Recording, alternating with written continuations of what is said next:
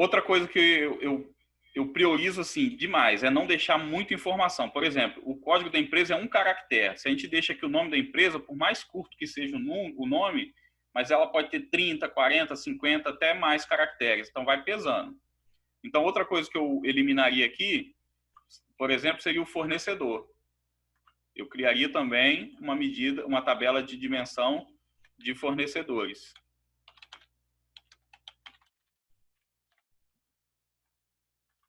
Pegar aqui só na duplicada, né? E deixar só o código de fornecedor e o nome dele. Mesma coisa, mesmo princípio. Se a gente observar aqui na parte de baixo, ó, tem mais de 1000 linhas. Talvez tenha esse tanto de fornecedor, mas às vezes tem menos. Então, vou vir aqui no código do fornecedor, que é a minha chave primária, e remover a duplicata. Então, ó, foi para 28 linhas. Mesmo princípio, como é uma fonte de Excel, pode remover os nulos. Quando isso vem do SQL, a consulta, isso já fica descartado, né? Mesma coisa aqui, faria também com o centro de custo. Duplicar aqui. Vou chamar de CCU para ficar curto. Vou manter só código de centro de custo e a descrição, remover outras colunas.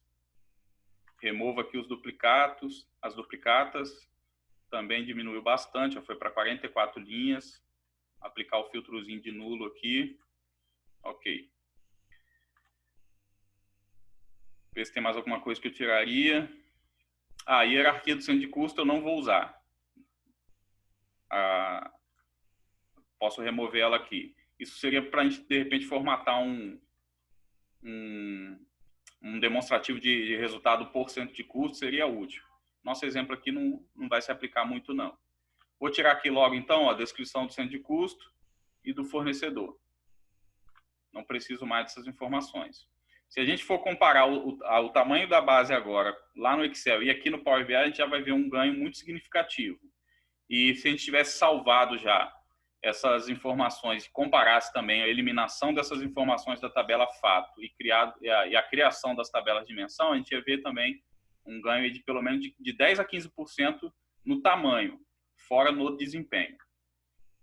Beleza? Deixa eu só colocar um Fzinho aqui na frente desse lançamentos, para a gente identificar a nossa tabela de fatos aqui. Vou excluir logo essa outra base aqui.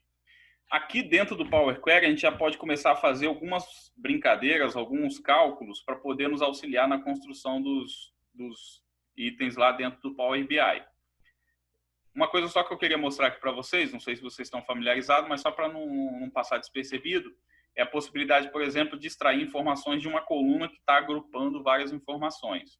Então, digamos que eu quisesse aqui o código do movimento que originou esse pagamento ou esse recebimento, que está aqui, ó, nesses três primeiros caracteres. Quando a gente vai fazer essa extração lá no Excel, a gente usa aquela fórmula de extração, né? E às vezes a gente precisa delimitar o início e o fim que quer extrair. E para delimitar esse início e fim, a gente tem que usar outra função para poder achar onde é o começo, onde é o fim da informação e fazer a extração. Aqui no Power Query é muito mais simples. E, como vocês devem saber, o Power Query também existe no Excel. Na verdade, ele se iniciou no Excel. Tanto ele como o Power View, como o Power Pivot, depois que a Microsoft trouxe tudo para dentro do Power BI. Então, aqui no Power Query, como é que a gente vai fazer isso? Tem duas maneiras. Primeiro, se a gente quer só transformar essa coluna, ou seja, eu não quero criar uma nova coluna, eu quero eliminar informações dessa coluna, eu faço aqui dentro do item transformar. Se eu quero criar uma nova coluna a partir dessa coluna, aí eu uso dentro das opções de adicionar coluna. Então, eu vou simular aqui como se a gente fosse manter só o código de origem do movimento que originou as informações para o financeiro. Então, vai ser aqui no menu de transformar. E o que a gente vai fazer? Nós vamos vir aqui em extrair, e eu vou extrair só as informações o código do movimento de origem. Para isso, a gente vai fazer a extração aqui usando o texto antes do delimitador. Qual vai ser o nosso delimitador aqui? O espaço. Aí, o que vai acontecer? Ó, ele suprimiu aquelas informações desnecessárias e aí diminuiu a nossa coluna aqui de dados. Beleza? só para não passar despercebido, talvez tenha alguém que nunca fez, né? Mas é uma maneira de fazer. Se eu quisesse extrair essas informações e levar para outra coluna, aí eu teria que fazer aqui no menu adicionar coluna, o mesmo item, extrair, tem as mesmas opções, ó. Então a gente poderia fazer dessa forma. E poderia fazer o inverso também. Eu peguei um projetinho para dar suporte para o rapaz, que ele precisava pegar o código da empresa, o código da filial, a data do pagamento, o valor do pagamento e o centro de custo, e colocar tudo numa coluna só, porque depois, dentro do próprio Power Query, ele gerava um arquivo TXT de exportação para o terminal puxar essa informação e exportar outra informação. Então, aí ele precisava fazer a concatenação dessas informações. No Excel tem a fórmula concatenar, aqui no Power Query é mais simples ainda. Você pode simplesmente vir aqui, selecionar as duas colunas que você quer concatenar e vir aqui no menu, ó, de adicionar coluna, mesclar coluna. Aí ele vai te perguntar se você quer botar algum delimitador, né? Vou botar aqui um personalizado, que seria o traço. Aí o que ele vai fazer? Ele vai criar uma nova coluna com essas informações. Beleza? Isso é muito prático para o dia a dia. Às vezes você quer suprimir ou incluir informações, essas opções são fenomenais. Vou remover essa coluna aqui, vou remover o passo aqui, porque a gente não vai precisar dela. Não quero pesar a nossa fonte.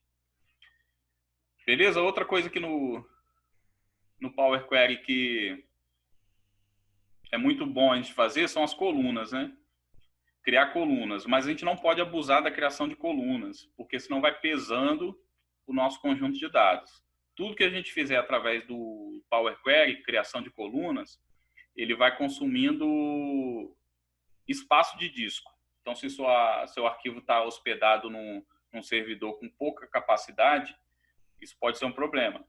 E o que a gente faz em DAX, através do DAX, ele consome memória e é desempenho.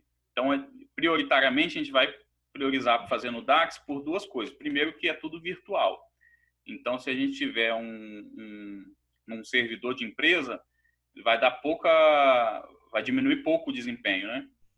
Já o espaço, com o tempo, ele vai crescendo, não tem jeito. E aí, quando a gente for falar de grandes empresas, aqui a gente está com uma basezinha, uma planilha de Excel com 20 mil linhas. Mas essa planilha original, quando eu extraí do sistema antes de modificar as informações, ela tinha mais de 300 mil linhas. Então, o tamanho dela é quase mais de 10 vezes, né? O tamanho que ela tem aí. Então, começa a prejudicar o desempenho se a gente for criando muitas colunas.